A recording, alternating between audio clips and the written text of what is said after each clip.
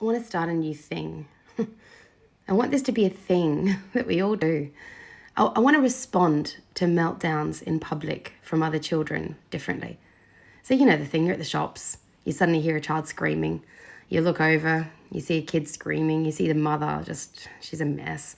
She's ready to collapse herself. Sometimes she's already sitting on the floor. Like she's like, right, I can't stop this. It's just going to go on for ages.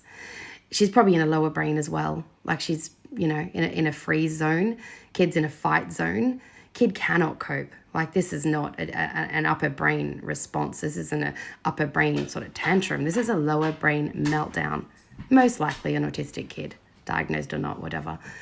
Either way, let's start a new thing. Rather than standing there judging the mum, judging the child, thinking about how bad parenting has gotten and how appalling it is that kids are allowed to act like this, why don't we take a different attitude and start understanding and accepting that meltdowns are not a choice. They're a moment of actual extreme distress. And you know what we should do in those situations? We should go to the nearest store, whether it be the reject shop or a cheap $2 store, or if there's a Woolies or a grocery store, and get like an ice cream, a chocolate, some toy. Get a toy, whatever. Get something cheap. Get like $2 slime or 20-cent things, some kind of toy.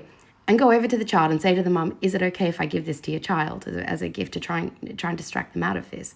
And as long as mum says yes, I'm not saying we give things to children that parents don't permit. Some children have food allergies. I understand all of that.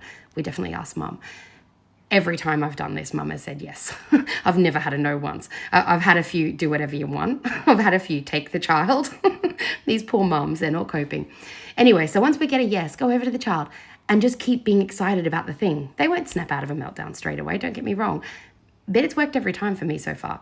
And it's a matter of me going, oh, look at this, I've got a chocolate or I've got an ice cream or look at these new toys, they're so cool. Oh my gosh, and this kid will still be going off. And I'll be like, oh, but look, and then it does this and the toy does that. Sometimes a little brother will come across then and he'll be playing. Yeah, it's so much fun. Then the kid starts to get distracted. All you need to do is open up their upper brain. They just need to think for a second and they can come out of that meltdown. That's all they need. Meltdowns require either completion, they need to finish it, they need to have that big grand response that it's over and they've been heard, or distraction. Now, distraction works to a huge point with most children in meltdown. Some, they've gone too far and they need completion. And you have to then give that big resolve, that big completion, or they have to just be exhausted until they can't do it anymore. But a lot of them you can distract. So rather than judge, go buy some cheap crap for kids and go over and ask the parent if you can give it to them. This is a new trend in Australia. Let's start understanding the distressing experience of meltdowns.